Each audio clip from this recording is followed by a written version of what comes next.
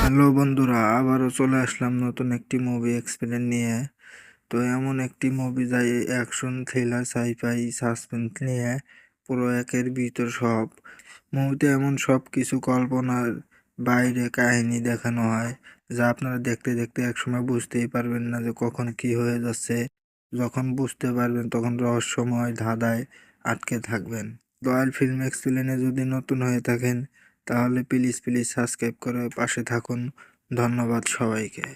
মৃত্যু মানেই কি সবকিছু শেষ, নাকি মৃত্যুর পরেও মানুষের জন্য কিছু সময়, কিছু হিসাব, কিছু শাস্তি বা মুক্তি অপেক্ষা করে থাকে?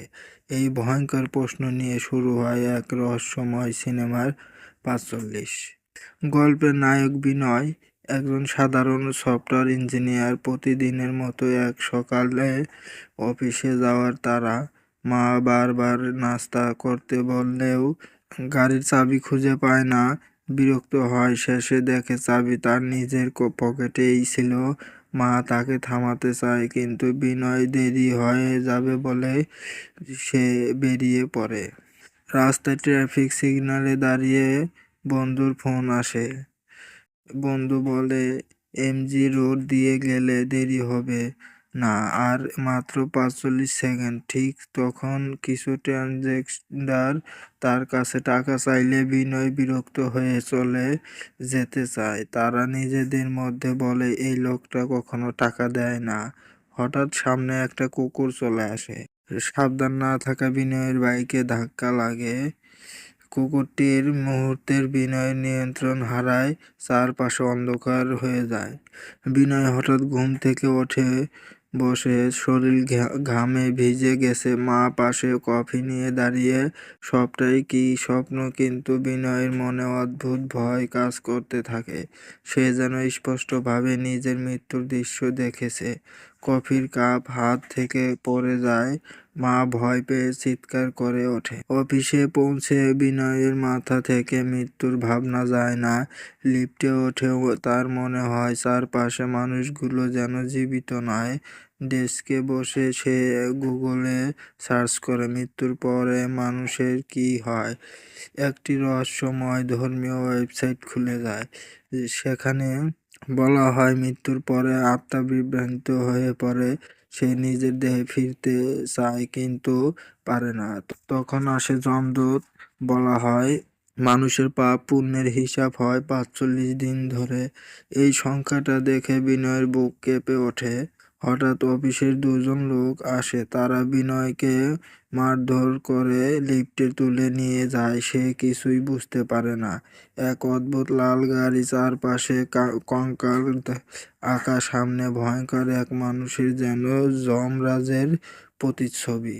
সেই জায়গায় বিনয় দেখে রাস্তায় যেই কুকুরটিকে সে ধাক্কা দিয়েছিল সেই কুকুরটি মৃত, নাম রোজি। লোকটি বলে, তুমি রোজিকে মেরেছো, তোমার সময় শুরু হয়েছে ৪৫ দিন। বিনয় পালিয়ে থানায় যায়। পুলিশ তার কথা বিশ্বাস করে না, সবাই তাকে পাগল ভাবে। ধীরে ধীরে বিনয় বুঝতে পারে কেউ তাকে মারতে চায়। একজন ভয়ঙ্কর গ্যাংস্টার র্যাপার, যার সবচেয়ে প্রিয় ছিল সেই কুকুর রোজি। র্যাপার শপথ নেয় যে দিন রোজি মরেছে তার ৪৫ দিন পরে বিনয় মরবে। বিনয়ের প্রেমিকা মেঘলা সব জানতে পারে। সে ভয় পায়, তবু বিনয়ের পাশে থাকতে চায়। কিন্তু বিনয় বুঝতে পারে তার কাছের মানুষরাও বিপদে পড়বে। সে মেঘলাকে দূরে ঠেলে দেয়। মা ছেলে অদ্ভুত আচরণে ভেঙে পড়ে, ছেলের জন্য পূজা পাঠ শুরু করে। এই সময় গল্পের আসে রহস্যময় চরিত্র শিবা। সে যেন সাধারণ মানুষ নয়। শিবা বলে ভয় মানুষের সবচেয়ে বড় শত্রু।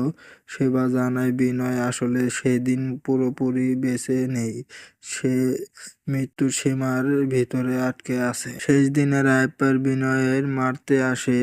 চারপাশে ভয়ঙ্কর লড়াই শুরু হয়। ঠিক তখন শিবা নিজের আসল রূপ প্রকাশ করে। দেবতাদের শক্তিতে রায়পার বাহিনী ধ্বংস হয়ে যায়। শিবা বলে, আমি যমরাজ, বিনয় বুঝতে পারে সে সেদিন দুর্ঘটনার দিনই মারা গিয়েছিল। এই ৪৫ দিন ছিল তার আত্মার বিচারকাল।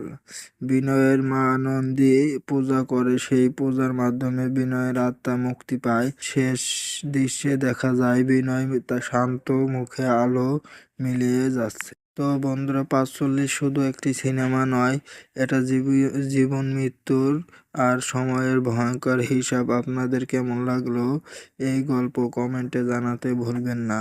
ভিডিও ভালো লাগলে লাইক, শেয়ার আর সাবস্ক্রাইব অবশ্যই করবেন। তো আমার এক্সপ্লেনে ভুল ত্রুটি হলে ক্ষমা দৃষ্টিতে দেখবেন। ধন্যবাদ সবাইকে।